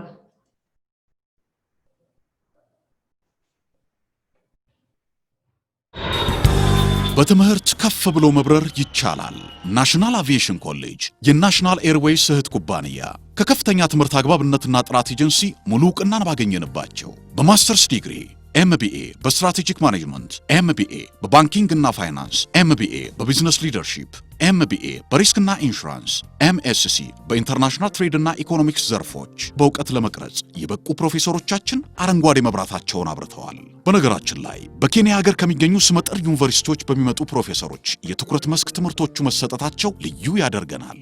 በምርጥ የትምህርት ስርዓት የተገነባው ናሽናል አቪዬሽን ኮሌጅ በመጀመሪያ ዲግሪ በአቪዬሽን ማኔጅመንት፣ በሆቴል ማኔጅመንት፣ በአካውንቲንግ እና ፋይናንስ፣ በማርኬቲንግ ማኔጅመንት አስተማማኝ ትምህርት ይገቢውና ራስዎንና ሀገሮን ይለውጡ። አድራሻ 22 አደባባይ ወደ ሾላ በሚወስደው መንገድ ላይ ናሽናል አቪዬሽን ኮሌጅ የናሽናል ኤርዌይስ እህት ኩባንያ ህልሞን እውን ያደርጋል። ላንድ ክሩዘር ሌላስ በጣም ጠንካራ መኪና ፎርድ በጣም ጠንካራ መኪና ማን ሲባል በጣም ጠንካራ መኪናማ የመንግስት መስሪያ ቤት መኪና ነው አሉ። ለምንድነው እንደዛ የተባለው? ሹፌሮቹ ሪስፖንሲቢሊቲ አይሰማቸውም እንደፈለጉ ነው የሚነዱት። ገደል ውስጥ ቢገባ ጉድጓድ ውስጥ ቢገባ ምናምን ኮረኮንች መንገድ ቢሆን አስፋልት ቢሆን they don't care because the property is not them ንብረቱ የራሳቸው ስላልሆነ በጣም በኃይል ነው የሚነዱት። ያን ሁሉ ችሎ የነሱን አሁን የራሳችን መኪና ሲሆን እንዴት ተጠንቅቀን የምንሄደው ይታ ያ ግን የሌላ ሰው ስለሆነ የመንግስትም ስለሆነ በጣም በግዴለሽነት ነው የሚነደው። እዚህ ጋር አሁን አንደኛ የሚያጨቃጭቀው ነገር ሰውየው የተሰጠውን ፕሮፐርቲ የራሱ ስላልሆነ እንደራሱ አይዘው። መኪናው የራሱ ቢሆን ኖሮ በሚይዝበት ሌቭል ኦፍ ትሪትመንት አይደለም ያኛው ነው የሚይዘው። ስለዚህ የተሰጠው ኮምፒውተር ለምሳሌ ላፕቶፕ ነው if that laptop is his የራሱ ቢሆን ኖሮ ቢዩቲፉሊ ነው የሚይዘው with አንቲቫይረስ በየጊዜው አፕሎድ ያደርጋል። እንዴት ኮምፒውተር ትሪት መደረግ እንዳለበት ያውቃል። በስነ ስርዓት ይዟል። it is because the property is somebody's property ግን የሌላ ሰው ስለሆነ ሚስትሪት ያደርጋል። በስነ ስርዓት አይይዘው። እንደዚህ አይነት ነገር ትልልቅ ንብረቶች ላይ በሚሆንበት ሰዓት ያጋጫሉ። የሚሰበሩ ንብረቶችን ማን ነው ከቨር የሚያደርገው? የሚበላሹ ማሽኖች ለምሳሌ አሁን በትንንሽ ንብረቶች ሳይሆን በትልልቅ ማሽኖች አስቡት። ትልልቅ ማሽኖች በሚሆኑ ሰዓት ያ ማሽን ሲበላሽ who is going to cover the cost? Who is going to cover the repair cost? repair መደረግ ካለበት ያንን ኮስት ማን ነው ከቨር የሚያደርገው? This has most of the time a dispute, a reason of dispute between employee and employer. So training መስጠት ካለባቸው ያንን ዕቃ እንዴት መጠቀም እንዳለባቸው the employer has a duty to provide training. ንብረቱ ማቴሪያሉ ለምሳሌ አዲስ ሲስተም ሊሆን ይችላል። አዲስ ሲስተም ነው። ስለዚህ ያንን ሲስተም ከቀጣሪው ትሬኒንግ አዘጋጅቶ ይሄን ብሎ ትሬኒንግ መስጠት ይኖርበት ይችላል።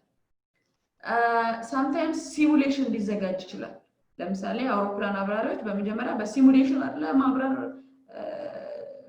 ፕራክቲስ የሚያደርጉት አይ ቲንክ አሰፋ ሲሙሌሽን ሩም ይኖራል። በሲሙሌሽን እንዴት አውሮፕላኑ መንዳት እንዳለበት እንጂ at the beginning anybody cannot drive the airplane. So አስፈላጊውን ትምህርት አስፈላጊውን ስልጠና Excuse me, actually I'm not a pilot. But you are close to that, I think. From my picture. እንደዛ ይመስለኝ ነው። ስለዚህ ምን ለማለት ፈልጌ ነው አንዳንድ ነገሮች ከመበላሸታቸው በፊት ስለ ዕቃው አጠቃቀም ስለ ንብረቱ አጠቃቀም አስፈላጊውን ትምህርት አስፈላጊውን ስልጠና probably if it needs a practical የሆነ ነገር የሚፈልግም ከሆነ እንደዛ ማድረግ አለባቸው ማለት ነው። I think this is enough for law of employment. እንዳልኳችሁ ጉዳዩ በጣም ሰፊ ስለሆነ ጉዳዩ ሰፊና አሳሳቢ ስለሆነ ነው በሚኒስቴር መስሪያ ቤት ድረስ የተቋቋመው አይደል? የሰራተኛና የአሰሪ እኮ ሚኒስቴር አለ አይደል? የሰራተኛና ማህበራዊ ጉዳይ ስለ ሰራተኞች የሚከራከር ሰራተኞቹ የመንግስትም ይሁኑ የግልም ይሁኑ ስለ ሰራተኞች መብት የሚከራከር ራሱን የቻለ አንድ መስሪያ ቤት አለ። ጉዳዮቻቸውን ትሪት የሚያደርግ ኢምፕሎዮቹ አንዳንድ ጊዜ ፎሪነር በሚሆኑበት ሰዓት የውጭ ሀገር ዜጎች ሊሆኑ ይችላሉ የምንቀጥራቸው ሰዎች። ሐኪሞች ለምሳሌ ሲቀጠሩ ዩኒቨርሲቲ ውስጥ ለምሳሌ የተለያዩ ሙያ ያላቸው ፕሮፌሰሮች ሲቀጠሩ ዶክተሮች ሲቀጠሩ አካዳሚካሊ ዩኒቨርሲቲ ውስጥ ሰዎች ሲቀጠሩ ለአንዳንድ ኮንስትራክሽን ስራ የሚቀጠሩ ሰዎችን በምንመለከት ጊዜ የውጭ ሀገር ዜጎች በአጠቃላይ በተለያየ ፕሮፌሽን ይሄንን ራሱን የቻለ የፎሪነሮች ውል ለምንባለው ማለት ነው። one last question ለምሳሌ ሌበረሮችን የውጭ ሀገር ሰዎች ብንቀጥርስ የቀን ሰራተኞች ሰሞኑን ለምሳሌ በየመንገዱ የሶሪያ ሰዎችን መንገድ ላይ እየለመኑ እናያለን። አሁን ከቅርብ ጊዜ ወዲህ ደግሞ ሶፍት ምናምን እየሸጡ እናያለን። Can you recruit a foreigner as a laborer? እንደ ሌበረር እንደ ቀን ሰራተኛ ማለት ነው አርገን የውጭ አንድ ቻይና ለምሳሌ ሊስትሮ ሲጠርክ ብናገኝ በቃ ስራ አጣ ኢትዮጵያ መጣ ምንም ስራ አላገኘም ጫማ መጥረግ ያዘ። እንደዚህ አይነት ነገሮች የሚፈቀዱ ይመስላችኋል? ይፈቀዳል አይፈቀድም? እንደ ሁኔታዎች ይመስለኛል። እሺ ሁኔታ የስራ ለምሳሌ ፈቃድ ያስፈልጋቸዋል። የስራ ፈቃድ እሺ የስራ ፈቃድ ወርክ ፐርሚት የሚያስፈልጋቸው ፎር ፕሮፌሽናል ወርክስ ነው። ፕሮፌሽናሊ ዲግሪ ማስተርስ ሰርቲፊኬት ዲፕሎማ ምናምን ለሚያስፈልገው ስራ ልክ ነሽ ወርክ ፐርሚት ከሀገራቸው ይዘው ይመጣሉ። እገሌ የሚባል ሰው እናንተ ሀገር ይስራልን ፍቀዱልን የሚል ሪኩዌስት ያመጣሉ። አንድ ህንዳዊ ለምሳሌ ከህንድ መጥቶ ወርክ ፐርሚት ካልያዘ እዚህ ፕሮፌሽናል ስራ ምንም መስራት አይችልም። ግን አሁን እየጠየኳችሁ ያለሁት የጉልበት ስራ ምንም ወርክ ፐርሚት የማይፈልግ እንደ ሁኔታው ይችላል። ነው እሱ ይመስላል። እንደ ሁኔታው እሺ እንደ ሁኔታው ስንል ለምሳሌ ሀገሪቷ የሌበር እጥረት ካለባት ይሄ አሁን ትልልቅ ያደጉ ሀገራት ኖርማሊ ሌበር ወይም ደግሞ ሚዲየም ስኪል እና ሲቹዌሽን ኢትዮጵያ ከሆነ አይችልም። ምክንያቱም አንኢምፕሎይመንት የበዛበት ነው። እዚህ መጥቶ ሌጋል ወይም ደግሞ ሲቲዝን ዜጋ የሆኑ የሀገሪቱ ዜጎች ስራ አጥ ሆነው ባሉበት እሱ መጥቶ ይሄንን ስራ እድል ማግኘት አይችልም። ጎበዝ ቴንክ ዩ አሰፋ እንዳለው ነው። እንደ ኢትዮጵያ ያሉ በጣም ብዙ አንኢምፕሎይመንት ፕሮፌሽናሊ አንኢምፕሎይመንት በበዛበት ሀገር እነዚህ የውጭ ሀገሮች መጥተው የሌበረርነትን ስራ መስራት በፍጹም አይችሉም። ዛስዋይ ለዛ ነው ማናያቸው የውጭ ሀገር ዜጎች ኢትዮጵያ ውስጥ መጥተው ፕሮፌሽናሊ ሊሰሩ ይችላሉ። የሌበር ስራ ግን እንዲሰሩ አይፈቀድም፣ ክልክል ነው። በተቃራኒው ደግሞ ሀገሮቹ የበለጸጉ ሲሆኑ ደናውን ስራ እነሱ ይወስዱና አይደለ የተሻለውን ስራ እነሱ ይወስዱና all the labor workers are left for poor countries in terms of visa, in terms of DV. visa በቀላሉ ይሰጣቸዋል። እንደው DV ሁላ አይደል ኑ እኛ ጋር የጉልበት ሰራተኛ ሆናችሁ ስሩ እኮ ነው። that's what DV is። እኛ ፕሮፌሽናሊ ያሉትን ስራዎች እንሰራለን፣ እናንተ ደግሞ የቀን ሰራተኛ ሌበረር የጉልበት ስራው ምንም ማሰብ ሳይሆን ጉልበት የሚጠይቀውን ስራ ስሩልን ብለው ዲቪ ያመጣሉ፣ ከሆነ ሀገር ይወስዳሉ። that's what brain drain ሲባል ነው ተቀበለ brain drain። ስለዚህ it depends on the situation of the state. if the state is rich state ሀገሪቱ ሪች ከሆነች እና ብዙ ሶሳይቲ የሌበር ስራውን ለድሃ ሀገራቶች ለሲቲዝን ላልሆኑ ሰዎች ይሰጣሉ ማለት ነው። ሲቲዝኖቹ ምን ይሰራሉ? የተሻለውን ስራ የተሻለውን ላይፍ ስታይል ይኖራሉ። ያኛው ለሌላ ይተዋሉ። the reverse is true in poor states. in poor states ደግሞ የተማረ ሰው ብዙ ስለሌለ ዕውቀት ያለው ሰው ብዙ ስለሌለ ዶክተሮቹ ስለሚያንሱ እነዚህ ዶክተሮቹ አስተማሪዎችን የት እናመጣለን? ከውጭ እናመጣለን።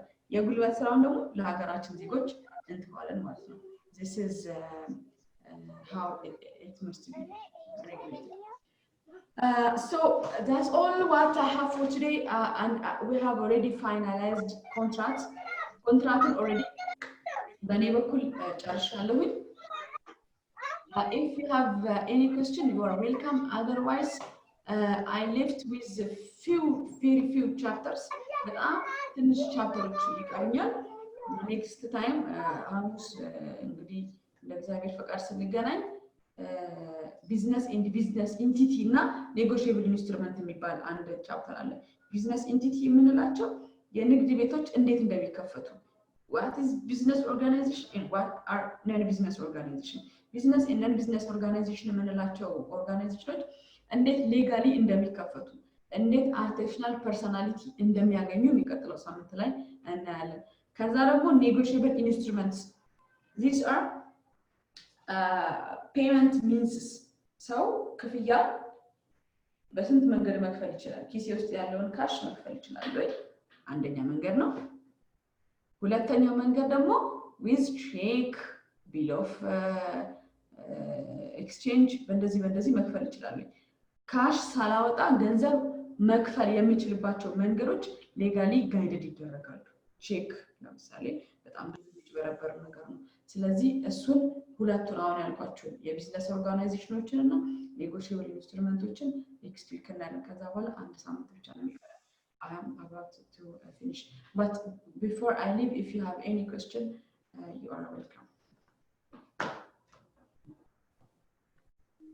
ይቅርታ እንትን ሊቢያዎቹን መቅጠር አይቻልም አሁን በተነሳው እንትን ላይ ማለት ነው በስደተኞች በተባለበት ሲቹዌሽን ላይ ምን ላይ ከሊቢያ የመጡትን ሊቢያዎችን እነሱን አሁን በየቀን ሰራተኝነት መቅጠር አይቻልም አሁን እነሱ ያሉበት ሲቹዌሽን ልክ ነው አሁን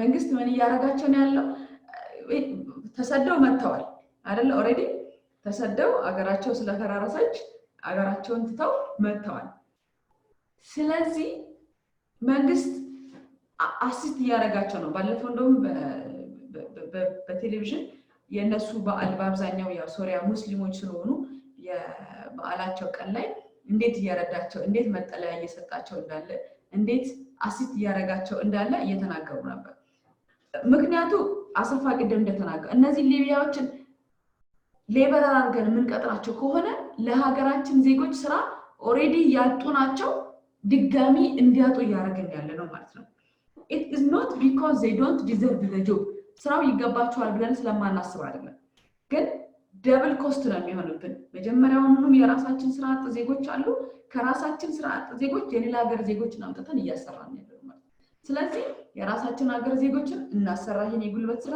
እነዚህ ደግሞ ይሄ ሪፊውጂ ፈንድ አለ አይደል አሁን እኮ ከሶሪያ ብቻ ሳይሆን ከሶማሊያም ከኬንያም ከሱዳንም የሚመጡ ሰዎች አሉ እነዚህን ሰዎች መንገድ ላይ ስራ ሲሰሩ ማታገኛቸው ስለማይፈቀር ነው እንጂ ስለማይፈልጉ አይደለም አናይም አይደለም የሌላ ሀገር ዜጋ ጫማ ሲጠርግ አይተታቃለ ልሸከምልህ እስኪ ብሎ በአረበኛ ሲያናግር ሰምተን አናውቅም አይደለም ለምንድን ነው ማንሰማው ለምንድን ነው ማናየው ስለሚከለከል እነዚህ ሰዎች መንግስት ራሱ በጀት መድቦ ይረዳቸዋል ይሄ IOM አለ አይደል ኢንተርናሽናል ማይግሬሽን ምናምን እንት ፈንድ አለ ካምፕ ሰርቶ ትሪት ያደርጋቸው ኤርትራውያንም እንደዛ ናቸው ኤርትራ እዚህ ሲመጡ ወርክ ፐርሚት ከሌላቸው በስተቀር ጭራሽ ስራ መስራት አይችሉም ስለዚህ የውጭ ሀገር ዜጎችን ትሪት ያደርገው በዚህ መንገድ ነው ማለት ነው ግልጽ ነው አዎ እሺ ቴንክ ዩ ሌላ ጥያቄ አለ አንዴ ልጠይቅሽ እዚሁ ላይ ተጨማሪ ማለት ነው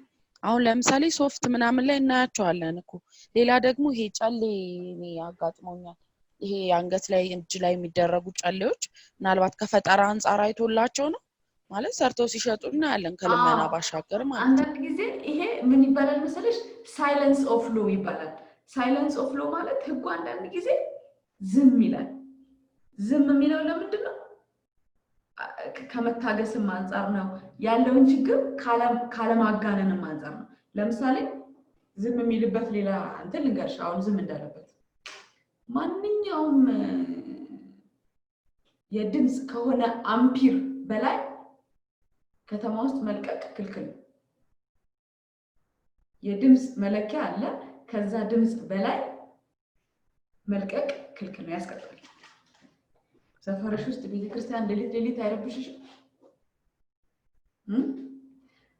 ቤታችን አለ ልክ ነሽ መስጊድ አይረብሽንም አይ ልክ ነሽ ይረብሻል አለ በጣም ይረብሻል አይደለ የተለያዩ ሃይማኖት ተቋማት ከሚገባው ድምጽ በላይ መልቀቅ የለባቸው ነገር ግን ከጥቅሙ ከጉዳቱ ጥቅሙ ነው የሚያመዝነው ሰዎቹ ሰፈር ውስጥ ያሉት ክርስቲያኖች አዛን ሲል እንደ ጥሩ ነገር ነው የሚቆጥሩት እንደ ከንቅልፋቸው እንደ መነሻ ነው የሚቆጥሩት አዛን ማለቱ ሌሊት መቀደሱ የአካባቢውን ሰው ይሄን ያክል ረብሾት አያውቅም ግልጽ ነው ይሄ ነገር አስቸገረን ብለው ሰዎች ሲከሱ ታይቷል you remember መጀመሪያ ላይ የህግ ዓላማው ፒስ መፍጠር ነው ፒስ ለመፍጠር ብሎ የሚያወጣቸው ህጎች ኪዮስ የሚያመጡ ከሆነ ምን ይላል ህጉ ዝም ይላል ጸጥ ይላል ግልጽ እዚህም ጋር አሁን ገባሽ አዎ ገብቶኛል is my example appropriate አንቺ ያወራሽ ደግሞ ሌላ ነገር እያሰብኩ ነበርና አሁን ሆቴሎች ላይ ማለት ነው እኔ ያወራው ሌላ ነገር ታስብ አይደለም ከዚህ ጋር ሪሌትድ የሆነ ነገር እያሰብኩ ነበረ ምናልባት እንትኑን ተረድቼሻለሁ ገብቶኛል ትልልቅ ሆቴሎች ላይ አያለው እኔ ማለት ምናልባት ኳሊፋይድ ሳይሆኑ ምንም አይነት ሰርቲፋይ ሳይሆኑ ግን የውጭ ዜጋ በመሆናቸው ብቻ ቅጥር የሚያገኙ መስተንግዶ ላይ ምናልባት የሌላውን እንትን ለመሳብ ማለት ነው ምናልባት ውስጡ ቢፈተሽ ምንም አይነት ሰርቲፋይ ያልሆኑ ሌሎች በእኛ ሀገር ሰርቲፋይ የሆኑ ልጆች ስራቸው ተቀምጠው እንደዚህ አሁን ይሄንንም ህጉ አሁን እንዳልሽው ዝም እያለ ነው ወይስ ሳይለንስ ኦፍ ብዙ ነገር አሁን የድምጽ ብክለትን በሚመለከት ነገርኩሽ እንጂ ብዙ ህጉ ዝም የሚላቸው ነገሮች አሉ ሳይለንስ ኦፍ ሎ ይባላል ለምንድነው ፈርዘር ኪዮስ ላለማምጣት ነው ፈርዘር ኪዮስ ላለማምጣት ስልሽ ልክ እንደ መታገስ ወይ ከመጣላ ብታገስ ያልፋል ያ ነገር አሁን ህጉ ምንድነው የድምጽ ብክለት ሰዎችን ጆሮአቸውን ይረብሻል እንቅልፍ እንዳይተኙ ያረጋል እያለ ግን ሰዎቹ የድምጽ አረበሻቸው ስለዚህ ህግ መጥቶ እዚህ ጋር ምን አርጉ ነው የሚለው ገብቶሻል እዚህ ጋር ባለፈው ፕሮስቲቲዩሽንን እየከለከለ ነበር ሴተኛ አዳሪዎችን እየከለከለ ነበር አይደል ግን ሰዎች በሴተኛ አዳሪነት ይሄን ያክል የመጣ ኪዮስ ከሌለ ዝም ይላል በሽታ እየተስፋፋ ከመጣ ግን ብዙ ችግሮች እየመጡ ካለ ግን አክሽን ይወስዳል ማለት ነው ችግር ይወስዳል ሪሰንትሊ ምንድነው የሆነው አትጨባበጡ አትሳሳሙ አትነካኩ የሚል አዋጅ አወጣ አይደል ግን it was not implemented properly but when the problem aggravated አይደል ችግሩ ግን እየተስፋፋ በሚመጣ ሰዓት ሰዎችን እስከማሰር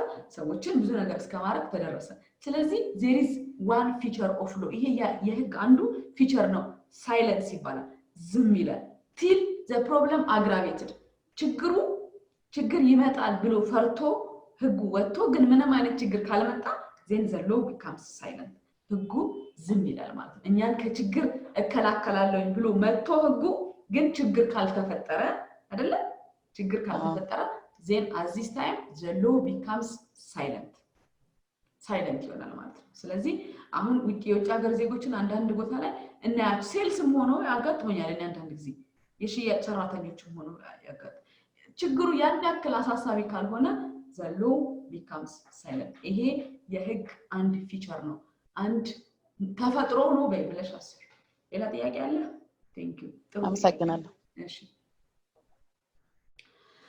Okay, ስለዚህ see you next time. I think you have already taken all the documents, all the materials that I have sent last time. ባለፈው ያልኩትን ማቴሪያል ያገኛችሁ ይመስለኛል እሱን እያነበባችሁ ቆዩ ያጠናቀቅን ነው አብዛኛው ቻፕተር ትንሽ ነው የሚቀራል በሚቀጥሉት 2-3 ክላሶች ለማጠቃለል ሞክራለሁኝ have a very good Saturday see you